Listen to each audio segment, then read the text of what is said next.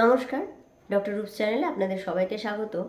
আজকে আলোচনা করব যে ঘুম থেকে উঠে খালি পেটে কি কি খাবার খাওয়া যেতে পারে। আমি এমন 5টা খাবারের কথা বলবো, আপনি খালি পেটে যদি খান দারুণ কিছু উপকার আপনার শরীরে হবে এবং শরীর সতেজ থাকবে, হার্ট ভালো থাকবে, স্কিনে গ্লো আনবে, সব রকমভাবে আপনাকে হেল্প করবে। তাহলে এই 5টি খাবার কি?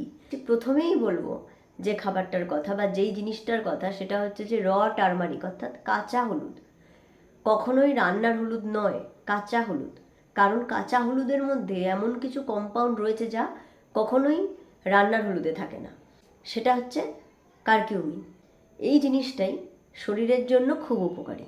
এর মধ্যে অ্যান্টিব্যাকটেরিয়াল, অ্যান্টি ইনফ্ল্যামেটরি প্রপার্টি আছে, অর্থাৎ এটা ব্যাকটেরিয়ার এগেনস্টে কাজ করবে। কোনো জায়গায় ইনফেকশন হলে সেটাকে ঠিক করে দেবে। যেমন ধরুন কোনো জায়গায় কেটে গেলে আগেকার দিনের মায়েরা কী করতো, হলুদ লাগিয়ে দিত। কেন? না, যাতে ব্যাকটেরিয়াল ইনফেকশন সেখান থেকে না হয়। আর আছে অ্যান্টি ইনফ্ল্যামেটরি প্রপার্টি, অর্থাৎ ব্যথা। এই যে মহিলাদের যাদের প্রচণ্ড গা হাত পা ব্যথা করে, রেগুলার হলুদ খান, দেখবেন আপনার ব্যথা অনেকটা কমে গেছে। তাহলে এই অ্যান্টি ইনফ্ল্যামেটরি প্রপার্টি থাকার জন্য ফোলা, ব্যথা এগুলোকে কমিয়ে দেয়। এছাড়া এর মধ্যে ভিটামিন সি আছে প্রচুর পরিমাণে, যার ফলে কি হচ্ছে না, এটা ইমিউনিটি বাড়াতে সাহায্য করছে। ঠান্ডা লাগা, ঘন ঘন হাঁচি আসা, যাদের কথায় কথায় ঠান্ডা লেগে যায়, তারা যদি সকালে খালি পেটে কাঁচা হলুদ খেতে পারেন, তাহলে 6 থেকে 9 মাস পর দেখবেন যে আপনার এই ঠান্ডা লাগার প্রবণতা বা ঘন ঘন হাঁচি, সর্দি, কাশি অনেকটা কমে গেছে। এছাড়া এটা লিভারকে ভালো রাখতে সাহায্য করে, ব্লাড পিউরিফাই করে, স্কিনকে ভালো রাখে, স্কিনে একটা গ্লো আনে। কাঁচা হলুদ যদি আমি মুখে মাখি বা গায়ে মাখি, তাহলে একটা ব্রাইটনেসের এফেক্ট আনে, গ্লো আনে এবং পিগমেন্টেশনের হাত থেকেও কিছুটা হলে রক্ষা করে এই কাঁচা হলুদ। আচ্ছা, এবার হচ্ছে এটা কী করে খাবেন। কাঁচা হলুদ খালি পেটে সকালবেলা উঠে চিবিয়ে খেতে পারেন। কাঁচা হলুদ রসটা জলের সাথে মিশিয়ে সেটাও খাওয়া যেতে পারে। কাঁচা হলুদ সকালে খালি পেটে খাওয়া সব থেকে বেটার। নেক্সট আমি যে খাবারটার কথা বলবো সেটা হচ্ছে বাদাম। বাদাম মানে যে কোনো রকমের বাদাম বা নাটস, যেটা তার মধ্যে মেনলি ভালো হচ্ছে আমন্ড আর ওয়ালনাট। আমন্ড আর ওয়ালনাটের মধ্যে প্রচুর প্রচুর পরিমাণে ভিটামিন রয়েছে। এই ভিটামিনের মধ্যে মেনলি হচ্ছে vitamin A, vitamin B, vitamin বি12, vitamin বি6, এগুলো রয়েছে এবং এর জন্য এটা স্মৃতিশক্তি ভালো রাখতে সাহায্য করে। বিশেষ করে আখরোট বা ওয়ালনাট স্মৃতিশক্তি বাড়াতে সাহায্য করে এবং ব্রেন ফাংশনকে মজবুত করে, মেমোরিকে ধরে রাখতে সাহায্য করে। তবে একটা কথা মাথায় রাখতে হবে যে আমি যদি বাদাম খাই তাহলে আমাকে সারাদিন বেশি বেশি করে জল খেতে হবে। এবার বাদাম আমি কি করে খেতে পারি? বাদাম এমনি শুকনো বাদাম খাওয়া যেতে পারে যে কোনো টাইমে। আমি কাঁচা হলুদের ক্ষেত্রে বলেছি যে শুধু সকালে খালি পেটে। বাদাম সকালে খালি পেটে খাওয়া যেতে পারে, তাছাড়াও দিনের যে কোনো টাইমে বাদাম খাওয়া যেতে পারে। অনেকে কি করে, যেটা শরীরের জন্যও ভালো, সেটা হচ্ছে রাতে আমন্ড ভিজিয়ে রাখে। ওয়ালনাট কখনোই ভিজিয়ে রেখে খাওয়া হয় না।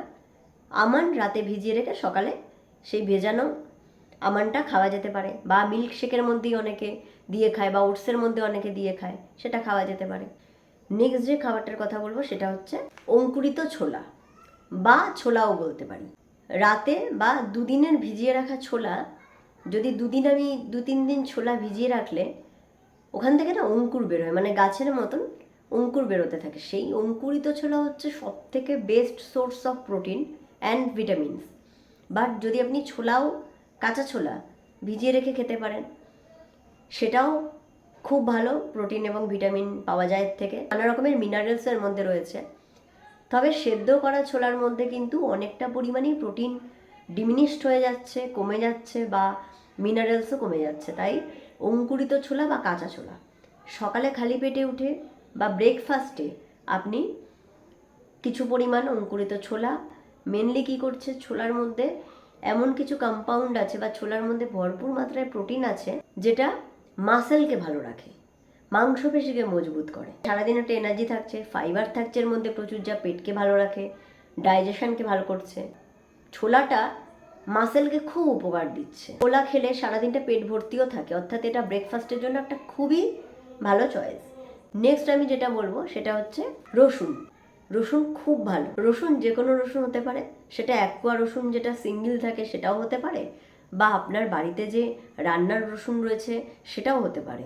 রসুন কোনো পার্থক্য নেই, যে কোনো রসুন আপনি খেতে পারেন। এর মধ্যে magnesium, vitamin B6, vitamin B এর নানা রকমের কম্পাউন্ড, ভিটামিন সি, ফাইবার প্রচুর পরিমাণে আছে। এর মধ্যে অ্যান্টিভাইরাল প্রপার্টি আছে, যা ঠান্ডা লাগার হাত থেকে আপনাকে রক্ষা করবে, ইমিউনিটি বাড়াতে সাহায্য করবে। 2020 সালে একটা স্টাডি হয়েছিল, সেখানে দেখা গেছে যে রসুন খেলে ব্লাড প্রেশার নিয়ন্ত্রণে থাকে।